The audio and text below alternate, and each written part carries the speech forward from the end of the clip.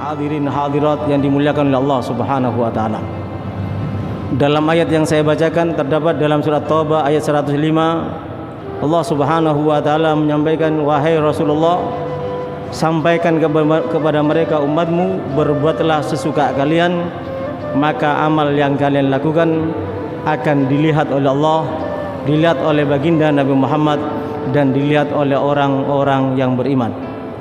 Wa saturadduna ila alimil ghaibi wasyahada fayunabbiukum bima kuntum ta'malun. Tentunya kelak kalian akan dikembalikan kepada Allah yang mengetahui yang gaib dan yang nyata, lalu diberitakan kepada kalian apa yang telah kalian kerjakan.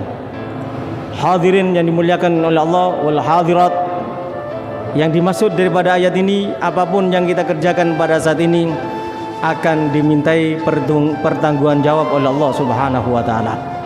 Oleh sebab itu, kalau kita kaji hadis Rasulullah, kita buka Al-Qur'an, ada beberapa poin yang sangat penting. Yang pertama, yang bertalian malam nisfu Sya'ban insyaallah besok malam, yaitu raf'ul amal sanawiyan. Diangkatnya amal kita selama 1 tahun dilaporkan kepada Allah, itu besok setelah tenggelamnya matahari masuk waktu maghrib, itu catatan amal kita selama 1 tahun diangkat dan sudah berganti dengan catatan amal yang baru. Oleh sebab itu baginda Nabi Muhammad SAW menyampaikan, dzaka syahrun yaufulun nasu anhu baina Rajab wa Ramadan.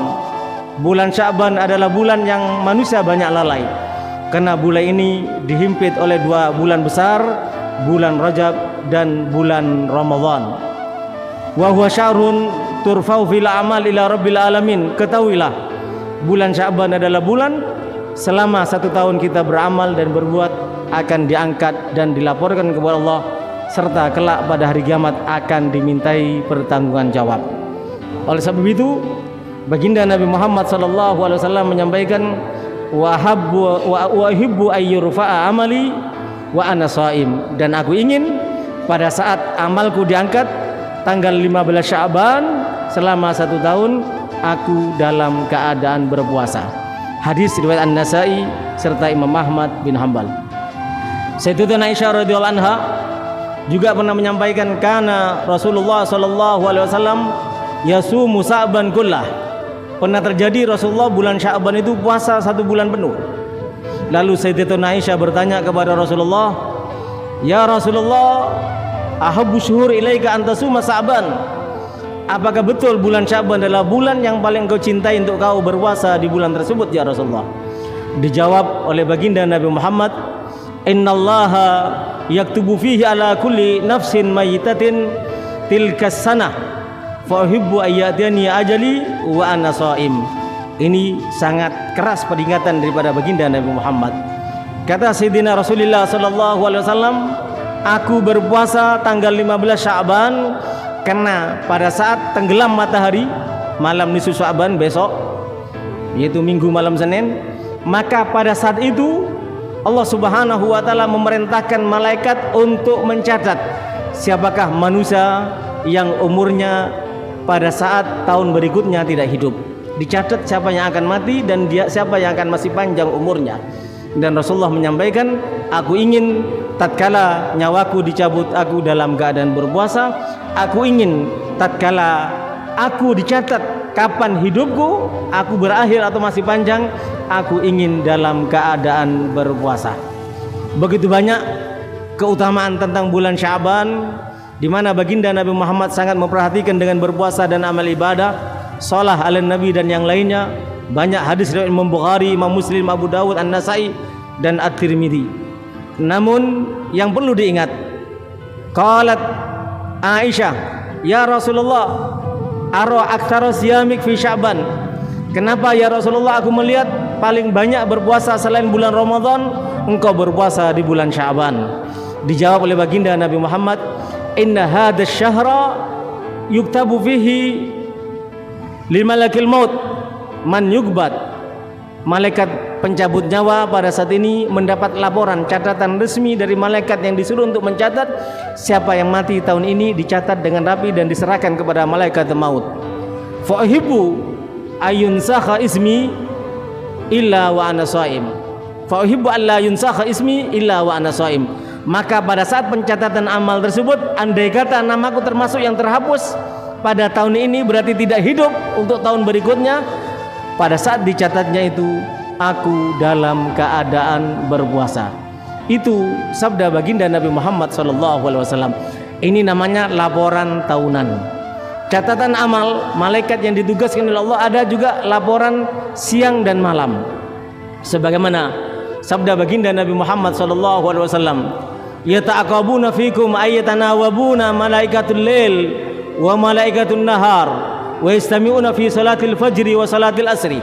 Silih berganti malaikat yang menjaga kita selama satu hari, mencatat amal kita, silih berganti setelah siang itu berakhir dengan datang yang maghrib, datang malaikat yang malam.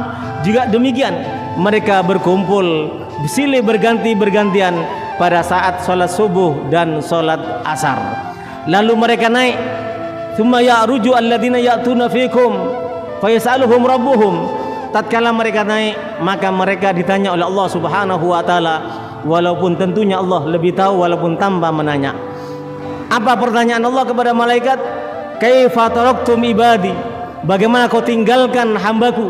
Maka malaikat menjawab, taraknahum wa hum yusallun wa atainahum wa hum yusallun. Aku tinggalkan mereka dalam keadaan salat pada waktu subuh, dan aku tinggalkan mereka pada saat asar mau maghrib, mereka juga dalam keadaan salat. Demikian juga seterusnya. Hadis riwayat Imam Bukhari dan Imam Muslim, dan juga diriwayatkan oleh Ibnu Khuzaimah. Karena demikian keadaan malaikat yang menyaksikan kita dalam keadaan salat dan beribadah, maka malaikat memohon kepada Allah, faghfir lahum yaumaddin, maka maafkan mereka kelak pada hari kiamat. Oleh sebab itu, kenapa dipilih pembacaan doa nisfu Sya'ban ba'dal maghrib? Karena ada perhatian secara khusus dari malaikat, dan ada doa khusus dari malaikat, dan ada perhatian khusus dari Allah Subhanahu wa taala. Ini namanya laporan naharon walailan, siang dan malam. Ada juga laporan usbu'iyan. Malaikat pencatat amal kita mencatat dengan rapi, lalu dilaporkan tiap minggu. Sebagaimana sabda baginda Nabi Muhammad, tu'radul amal fi kulli yaumi khamis wa tsnain fayaghfirullahu azza wa jalla fi dzalikal yaum likulli imri'in la yusyriku billahi syai'an illa imra'an kanat bainahu wa baina akhihi sahna. Allah Subhanahu wa taala tiap Kamis dan Senin, terutama bagi mereka yang berpuasa Senin dan Kamis. Oleh sebab itu Rasulullah berpuasa karena memang Kamis dan Senin secara khusus setiap minggunya diangkat amal kita dan dilaporkan kepada Allah. Allah memberikan pengampunan secara cuma-cuma kecuali bagi mereka yang menyekutukan Allah. Ada juga walaupun tidak menyekutukan Allah, tapi ada di antara kita yang benci membenci, musuh memusuhi sesama kita, sesama umat Islam, apalagi sama sesama saudara. Allah tidak berkenan untuk memaafkan mereka. Bahkan Allah mengatakan, utruku hadaini hatta yastaliha, utruku hadaini hatta yastaliha. Biarkan, abaikan dua orang ini yang bermusuhan, yang saling membenci sampai mereka berdamai. Hadirin hadirat yang dimuliakan oleh Allah Subhanahu wa taala, ketahuilah pada saat Senin dan Kamis itulah Allah membagikan pengampunannya secara cuma-cuma. Bahkan Allah berfirman, famin mustaghfirin fayaghfirullah wa min taibin fayutabu alaih wa yadharu ahlud dhawain. Tiap Kamis dan Senin, maka oleh sebab itu para ulama kita membaca maulid, membaca burdah, karena memang berharap Allah Subhanahu wa taala memberi pengampunan secara cuma-cuma, yang mau mohon ampun. Allah menerima tobat orang yang mau bertobat pada saat hari Senin dan Kamis, kecuali yang ada kedengkian dan kebencian sesama mereka. Hadirin yang dimuliakan oleh Allah Subhanahu wa taala, hadis yang cukup menakjubkan apa yang dilakukan oleh baginda Nabi Muhammad sallallahu alaihi wasallam. Hadis yang diriwayatkan oleh Sayyidina Ali bin Abi Thalib karramallahu wajhah, beliau menyampaikan sabda baginda Nabi Muhammad, idza kanat lailatun nisfi min Sya'ban. Ini harus menjadi perhatian bagi kita, terutama di masjid-masjid, musola-musola, atau surau-surau dan rumah-rumah kita masing-masing. Jika tiba malam nisfu Sya'ban, Jika malam 15 Sya'ban besok insyaallah sudah dikumandangkan adzan maghrib, maka apa sabda Nabi? Faqumu lailaha, bangunlah malamnya. Ulama kita memilih malam yang paling tepat adalah ba'dal maghrib, karena memakmurkan ba'dal maghrib dengan salat dan zikir serta wirid itu sama dengan beribadah 12 tahun. Maka ulama kita menafsirkan perintah Nabi faqumu lailaha, membaca nisfu Sya'ban dalam rangka menjalankan perintah Rasulullah, makmurkanlah malamnya dengan membaca nisfu Sya'ban, wasumu yaumaha, dan berpuasalah di siang harinya. Fa innallaha tabaraka wa taala, karena sesungguhnya Allah Subhanahu wa taala yang maha suci dan maha tinggi, yanzilu fiha li ghurubi syamsi ila sama'id dunya, pada saat tenggelam matahari yaitu masuk maghrib besok insyaallah, maka Allah turun ke langit dunia, artinya memberi perhatian dan menghadap secara khusus kepada umat baginda Nabi Muhammad. Apa yang diberikan oleh Allah, kehususan tersebut, Allah berseru, ala min mustaghfirin fa'ghfiralah, di ba'dal maghrib ini sampai subuh, sebelum datangnya subuh, siapa di antara umat Nabi Muhammad yang memohon ampun akan kuampunkan dosanya. Ala min mustarzikin farziquh, siapa yang memohon rizki, aku beri rizkinya.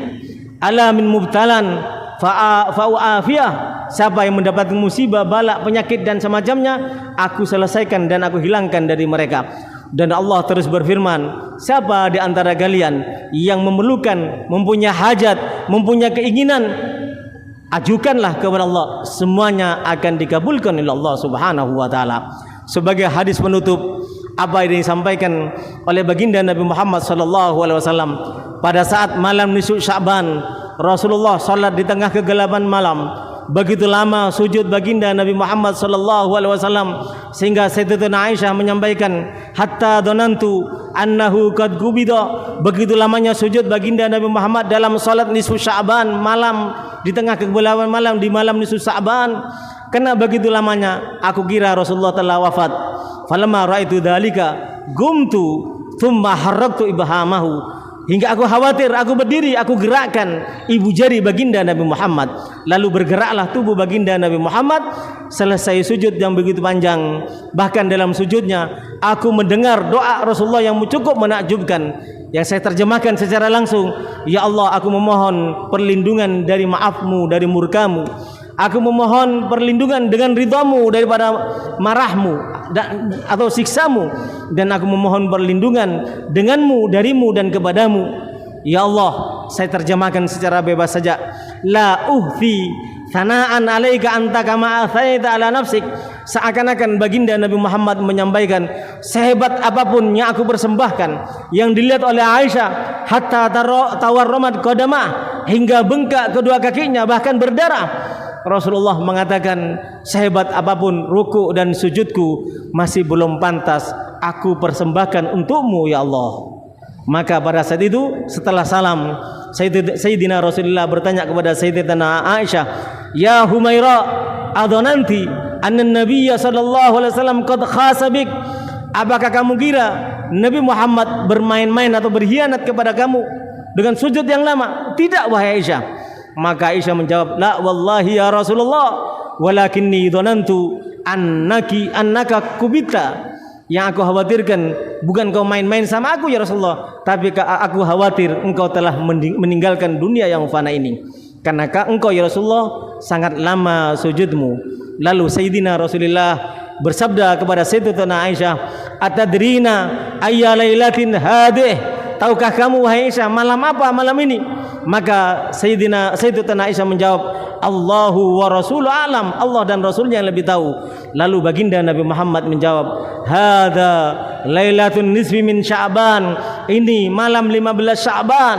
Innallaha azza wa jalla yattali ala ibadihi fi lailah an-nisfi min Sya'ban, Allah memperhatikan secara khusus pada malam nisfu Sa'ban.